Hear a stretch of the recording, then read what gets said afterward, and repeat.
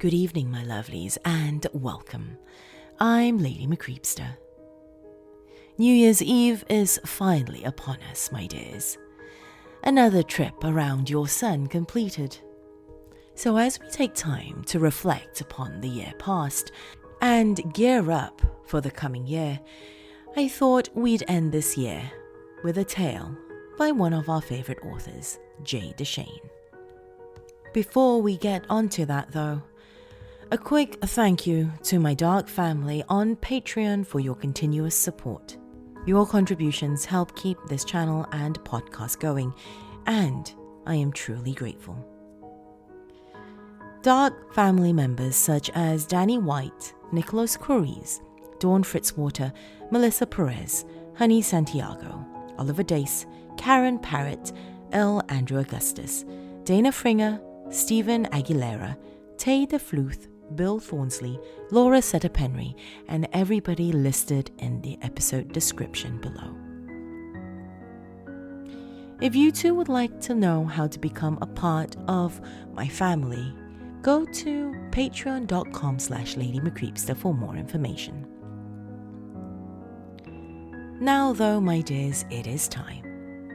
So come, lean in closer, and we'll begin.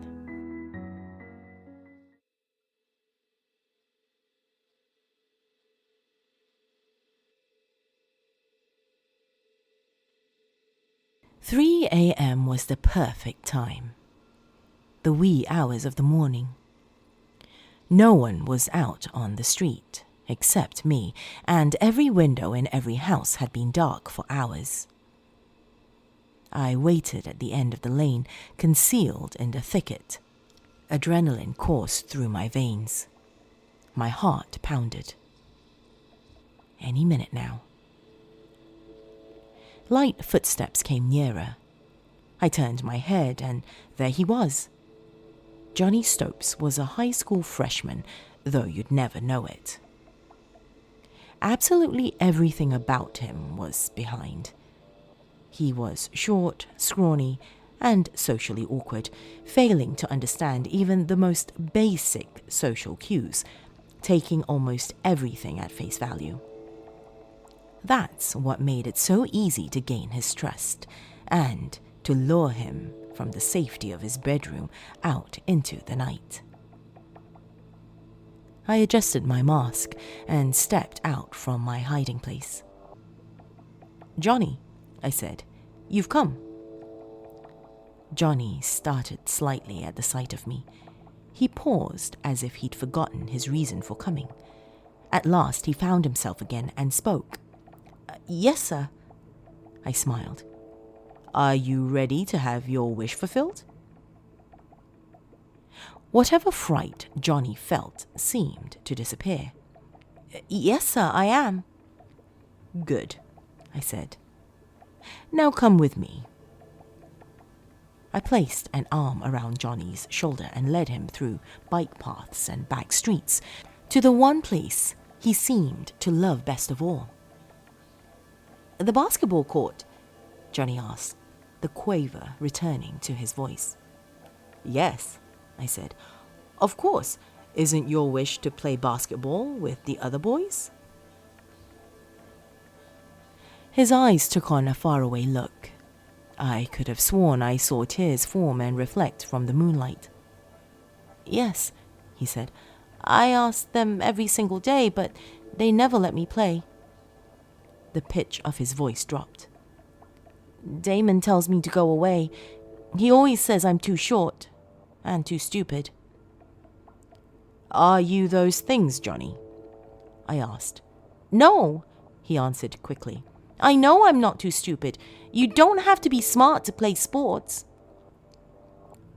His earnestness and total lack of irony almost made me laugh out loud. Thankfully, he spoke again before I had the chance to. "But," he added, "I am definitely too short." He drooped his shoulders and hung his head dramatically, the way a character might in a cartoon. Typical Johnny style. "Well," I said, "cheer up, Johnny, because you're in luck. Tonight we are going to make you taller." His eyes grew wide and a smile crept across his lips. Really? How?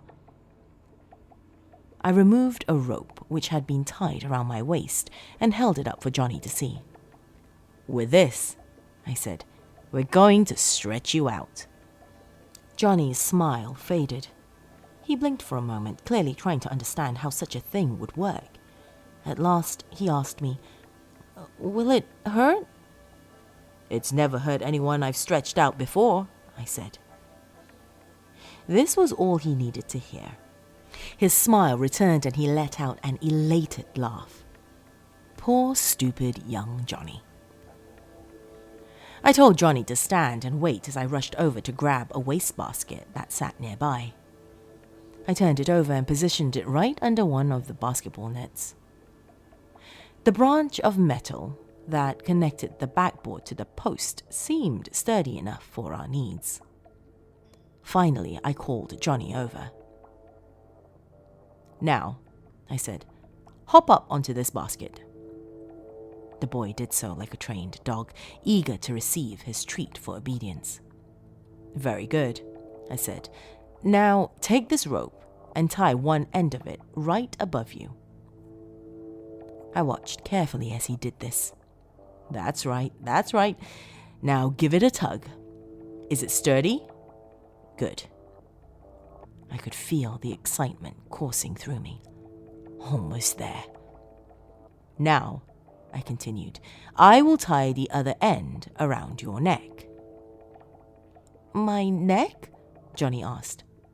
Well, yes, I said, as if it were the most natural thing in the world. How else do you think we're going to stretch you out?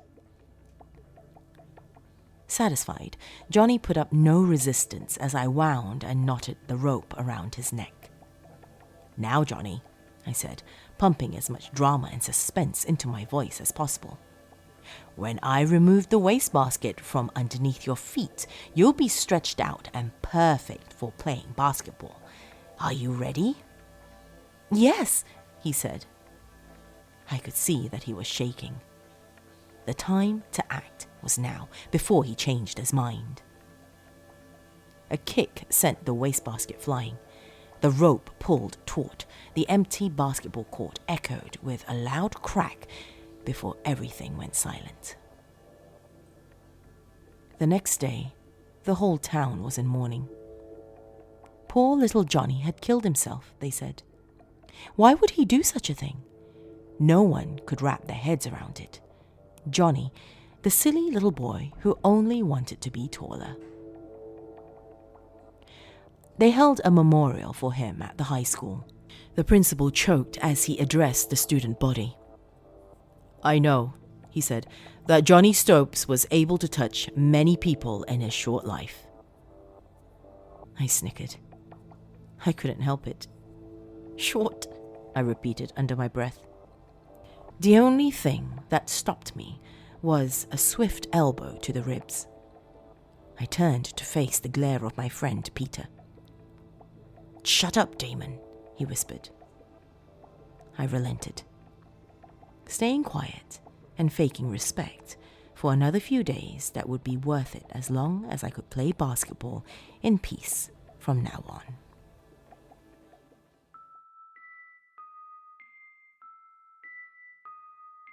As per usual, thank you for joining me one last time this year, my dears. If you enjoyed this tale and would like to listen to more stories by Deschene, go to my YouTube page and look for the playlist of all her stories.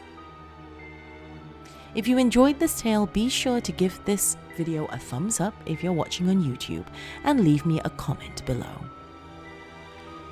If you have just discovered my realm, my lovelies, please feel free to have a look around and hit that subscribe button before leaving. Additionally, if you're watching this on YouTube, hit that bell icon as well to be notified of new uploads.